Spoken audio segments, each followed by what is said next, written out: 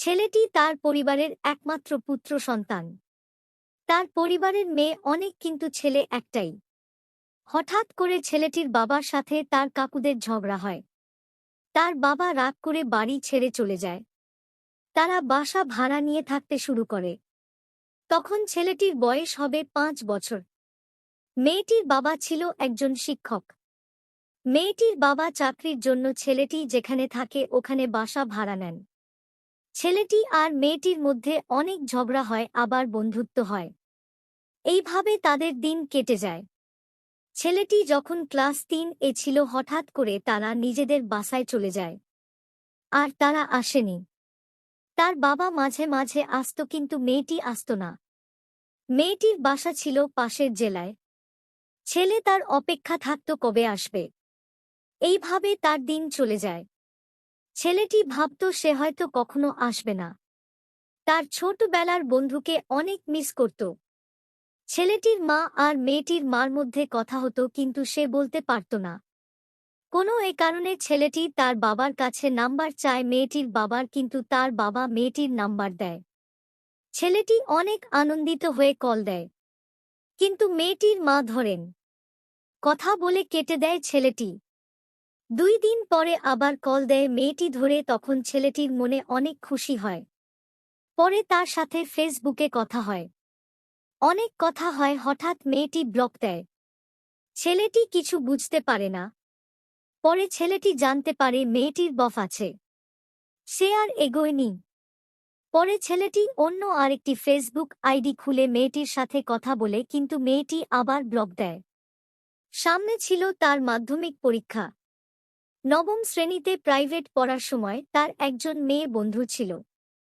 ছেলেটি সব সময় তার মেয়ে বন্ধুকে বোনের মতো দেখত, কিন্তু মেয়েটি তাকে ভালোবেসে ফেলেছিল। সে এটা নিয়ে সিরিয়াস ছিলেন, কিন্তু ছেলেটা কিছুই জানত না। মেয়েটা গোপনে তাকে ভালোবেসে যেত। আর এইদিকে ছেলেটি সবসময় ভাবো তার সেই ছোটবেলার বন্ধু কখনো ফিরে আসবে না।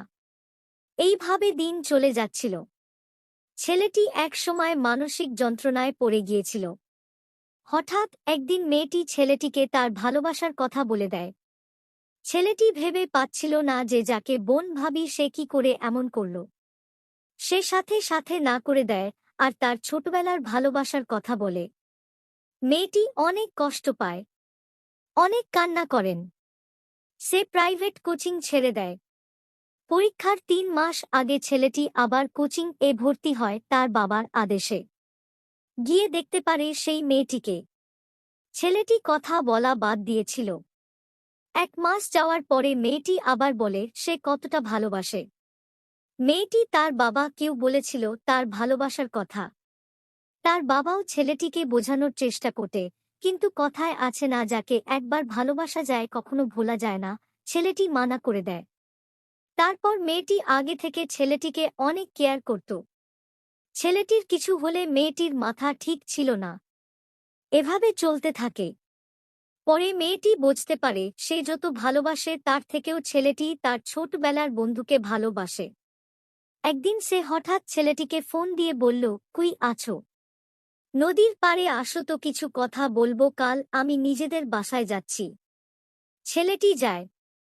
মেয়েটি বলল, আমি কিছু কথা বলবো। কোনো কথা বলবা না। মেয়েটি, আমি অনেক ভালোবাসি তোমার। যখন তুমি প্রথম আমাদের প্রাইভেট আসো আর এতগুলো মেয়ে ছিল, কারো দিবে একবার ও তাকাওনি। আর আমাদেরকে অনেক সম্মান দিয়েছিলে, তখন অনেক ভালো লাগছে। আস্তে আস্তে তোমায় জানতে পারলাম। যত তোমার সম্পর্কে জানলাম ভালোবেসে ফেলেছি। তারপর তোমার সাথে বন্ধুত্ব করতে অনেক কষ্ট করতে হয়েছে। যাই হোক, আসল কথায় আসি। আমি তোমায় চাপ দিচ্ছি না। আজ তোমায় শাসন অনুরোধ করতে আসছি। জীবনে অনেক কষ্ট আসবে, কিন্তু কখনো হেরে যাবে না। মা বাপকে স্মরণ করবে। এই যে তোমার হাতে রুদ্রাক্ষ পরায় দিলাম, এটা তোমায় রক্ষা করবে। আমি থাকি আর না থাকি ভাবে নিবা, আমি তোমার পাশে আছি। তোমার কোনো ক্ষতি হতে দিব না। এই শোনো, তোমার ছোটবেলার বন্ধু যদি কখনো না ফিরে আসে তো ওকে নিয়ে কান্না করবা না। তোমার চোখ দিয়ে যতবার জল পড়বে ততবার কষ্ট পাবো আমি। আর কথা দেও তোমার ছোটবেলার বন্ধুকে যেমন ভালোবাসো এমনে বাসবা। তোমার বিয়ে ও যদি হয় তাও, কারণ তার মধ্যে আমি থাকব। এ জন্মে নাই বা পাইলাম তোমায় পরের জন্মে পাব। মনে রাখিও, তেমন হলে তোমার বন্ধুর সাথে জন্ম নিব। নিজের খেয়াল রাখবা। এখন কথা বলো। ছেলেটি বলল, সব বুঝলাম, কিন্তু ওর মধ্যে থাকবা মানে? কারণ আমি স্বপ্নে দেখছি আমরা বাসায় যাওয়ার সময় আমাদের গাড়ি অ্যাক্সিডেন্ট করছে আর আমি মারা গিয়েছি। তাই বললাম ভোরের স্বপ্ন পূর্ণ হয় তো। ছেলেটি বলল, ফাজলামো বাদ দেও, তোমাক প্রমিস করলাম তো। আর আমার বিষয়ে তো সব জানো। এগুলা কই ও না খারাপ লাগে? মেয়েটি বলল, দূর, মজা করতেছিলাম পাগলো। কষ্ট পাইও না প্লিজ। আমার কষ্ট লাগে। ছেলেটি বলল, ঠিক আছে। তারপরে দুজনে চলে যায়। পরের দিন ওরা চলে যাবে তাই ছেলেটি গিয়েছিল। ছেলেটিকে দেখে মেয়েটি গাড়ি থেকে বের হয়ে বলল, আজ লাস্ট অনুরোধ করব, রাখো প্লিজ। ছেলেটি বলল, ওকে। মেয়েটি ছেলেটিকে জড়ায় ধরে কান্না করতে শুরু করল। কিছু বেলেনি, শুধু কান্না করতেছিল। তারপর বলল, ভালো থেকো, আর দেখা হবে না, আর দেখা হলেও তোমার বন্ধুকে দেখবা, আমায় পাবা। ভালোবাসি, বাই।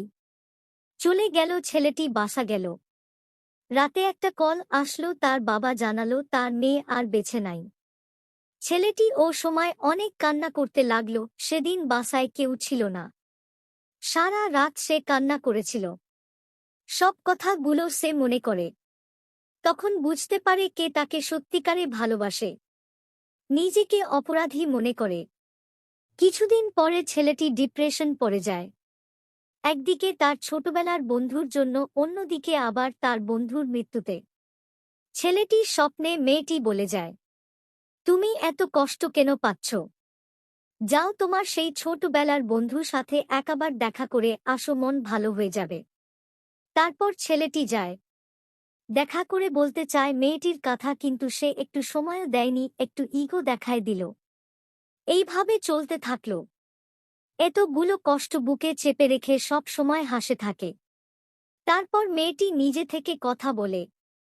ছেলেটি অনেক আনন্দ পায়, কারণ তার ভালোবাসার মানুষ তার সাথে এত দিন পরে কথা বলে।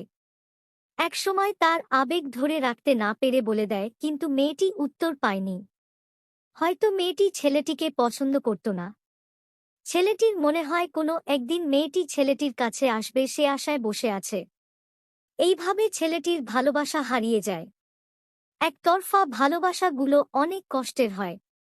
ছেলেটির ভালোবাসা অসমাপ্ত হয়ে রয়ে গেল।